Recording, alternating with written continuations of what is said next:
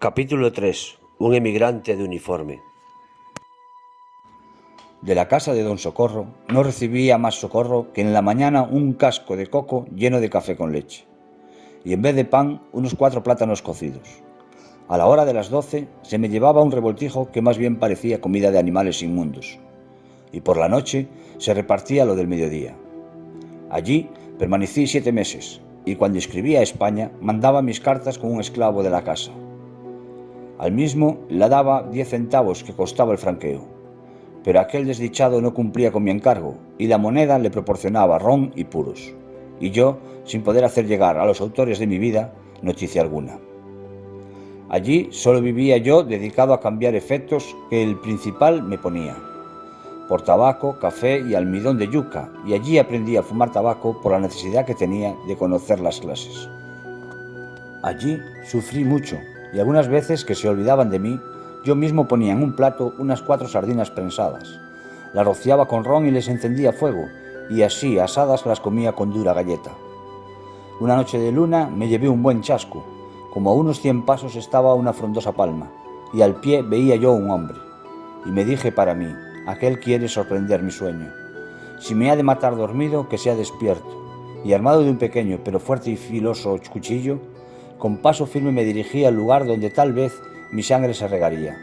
Pero no fue así, porque el hombre no era tal, sino que la sombra de la esbelta palma caía perpendicular a sus airosas hojas y producía aquellas sombras. En aquel desierto no solo vi el árbol de pan, conocido en la leyenda de Robinson, sino que también comí su fruta. Es el árbol del pan un vegetal de anchas hojas como las de la higuera, y a manera de una grande bola produce sus frutos. Dentro de aquella bola se encuentran algunas docenas de bellotas parecidas a la castaña, las que asadas tienen muy buen sabor. No pude estar mucho tiempo en aquella soledad. Mi jefe veía en mi semblante gran tristeza, pero en vano quería yo sacudir aquella carga. En medio de gente inculta no sabía qué hacer. Una noche fui llevado por hombres de aspecto feroz a un clásico baile al estilo de los caribes, y me horrorizó contemplar aquella escena salvaje. Entre los negros que me visitaban había como un gigante llamado Ezequiel Franco, quien me quería mucho. Un día nos pusimos a jugar cada uno con su cuchillo, y yo le lastimé la muñeca de la mano derecha. Vi correr su sangre africana y él me advirtió que no temiera, y fue tan bueno que sufrió en silencio, sin denunciar aquella acción, y en vez de disminuir su cariño, más me quiso desde aquel día. Por fin arreglé mi separación, la que me costó algunas lágrimas y perder cuanto había ganado en 7 meses del continuo trabajo en aquel destierro. Con la esperanza de que don Socorro Marrero me pagaría, según su promesa, acepté pasar al centro de Zoa Alta y destinarme en casa de su pariente don Serafín Marrero. En esta casa fui muy estimado. Tenía a mi disposición un esclavo de la casa, el cual me servía con exactitud. Una mañana después de abrir la tienda, me puse a revisar las cuentas del día anterior, y no sé cómo, repentinamente me cogió un grande sueño. Advirtiendo por mi superior, fui llevado a otra casa más abrigada y allí se me suministraron algunas medicinas por unos 15 días, hasta que yo pude volver al trabajo. Como no había ya esperanzas de que mi patrón me pagara, resolví pasar a San Juan de Puerto Rico, donde había estado primero. Del pueblo de Zoa Alta no hago una descripción porque no merece la pena. En la capital estuve unos 10 días, hasta que otro comerciante de Bayamón, llamado don Pompeyo, de origen catalán, me llevó para dependiente de su comercio.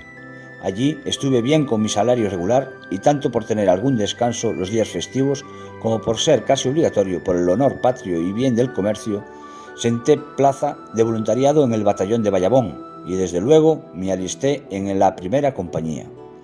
Las armas despertaron en mí el espíritu marcial de mis antepasados, y cuando el sonido de la trompeta llegaba a mis oídos, el contento era grande. Pronto fui muy estimado de los primeros jefes y muy distinguido con facilidad. Aprendí a manejar con destreza el fusil y la bayoneta, y mi mano nunca se equivocaba con el puño de la espada.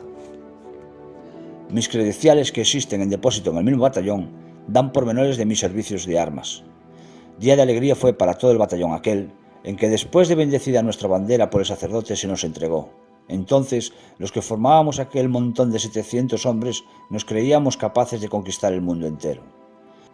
Por la tarde de ese mismo día, al pasar el capitán por delante de nuestras compactas filas, hicimos una descarga cerrada de nuestras armas y mi corazón se llenó de contento y satisfacción. Me acuerdo que una tarde salió mi compañía a hacer ejercicio al campo y aquel día estrenaba yo unos botines de charol. Como éramos de infantería íbamos a pie, llegamos como a 2 leguas y pronto la cometa nos hizo la señal de alto. Luego otra señal nos mandaba extendernos en guerrilla. Sobre nuestra cabeza se había puesto una negra nube y cuando nos encontrábamos en el calor de la acción se desprendió la infortuna lluvia y a mí me fue peor que a mis compañeros, porque mis botines, primeros tostados por el caliente sol, recibieron de mala gana la inesperada agua. Con mucho trabajo seguí en la operación militar hasta que mi capitán mandó tocar retirada y regresamos a la ciudad. Casi 4 años fui militar voluntario y con satisfacción presté mis servicios a mi patria y hubiera seguido, si la guerra de Cuba no hubiera pedido diezmar nuestro batallón, porque éramos voluntarios y entonces ya dejábamos de serlo. Yo pertenecía a un ejército en alguna manera independiente de la corona real y pasando a Cuba perdimos nuestra independencia. Ese fue el motivo porque luego que supe tal noticia entregué mi credencial para embarcarme para alguna nación extranjera antes de que la península surtiera la real orden de la prohibida emigración. Luego me arreglé el pasaporte para embarcar en el vapor inglés Ebro con rumbo a la isla de San Tomás, de la corona de Dinamarca. En el buque me pasó una cosa como de encanto. Un joven judío de nación comenzó conmigo una acalorada polémica acerca de puntos de la religión. Se trataba especialmente de la venida del Mesías. El recuerdo de la guerra ni las atenciones del comercio habían podido apagar en mí las doctrinas que mis honrados padres me habían inculcado desde mis primeros años. Así es que aquellos argumentos que aquel ingrato hijo de Israel me ponía eran siempre contestados con firmeza. Esta lucha duró todo el día. Llegada la noche, nos despedimos para seguir nuestra cuestión al día siguiente. Luego que amaneció, busqué a mi israelita por todo el buque y nadie me daba razón, ni veía su cara en cuanto había en el barco. Ni faltaba en el rol del vapor persona alguna y me aseguró el sobreencargado que ningún judío había a bordo, de manera que no sé si aquel era hombre o diablo que Dios había permitido para probar mi fe cristiana. Como la isla de San Tomás no está muy lejos de Puerto Rico, pronto entró el Ebro en su hermoso puerto. Y la verdad, hay pocos tan seguros y bien formados. Enfrente teníamos la ciudad presentando 3 grupos, siendo el del medio el más alto. Algo se veía allí parecido a los nacimientos que formamos en nuestros templos, y cuando ese pueblo se ve desde la bahía, de noche, millares de luces aparecen en competencia con el celeste techo que se suspende sobre el globo que habitamos. Luego que desembarcamos, fui a mi alojamiento, donde permanecí 15 días. Como allí parece que el sol quema, solo salía a paseo por las tardes después de puesto el astro rey, o de mañana temprano. En ese tiempo visité el antiguo castillo que en otro tiempo fue de España. También estuve en el consulado francés, fuerte histórico que aún se conserva. Es el lugar donde vivió por mucho tiempo el que fue generalísimo del ejército mexicano y presidente de la República de señor Santana, que vendió en 12 millones de pesos el territorio nacional llamado La Mesilla, colindando con la gran República Norteamericana. Está este castillo al lado del norte de la ciudad. La isla de San Tomás está en el centro de las Antillas y allí se almacenan muchas mercancías que después son llevadas a otras partes. Es tanto el calor que por eso se acostumbra a tomar el vino y el agua con hielo.